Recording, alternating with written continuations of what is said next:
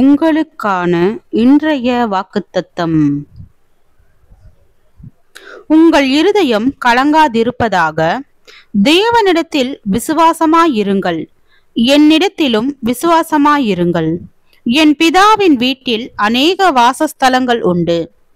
அப்படி இல்லாதிருந்தால் நான் உங்களுக்கு சொல்லி இருப்பேன். ஒரு ஸ்தலத்தை உங்களுக்காக ஆயத்தம் பண்ண போகிறேன். நான் போய் உங்களுக்காக ஸ்தலத்தை ஆயத்தம் பண்ணின பின்பு நான் இருக்கிற இடத்திலே நீங்களும் இருக்கும்படி நான் மறுபடியும் வந்து உங்களை என்னிடத்தில் சேர்த்து கொள்ளுவேன். நான் போகிற இடத்தை அறிந்திருக்கிறீர்கள், வழியையும் அறிந்திருக்கிறீர்கள் என்றார். யோவான் 14வது அதிகாரம் வசனம் 1 முதல் 4 வரை.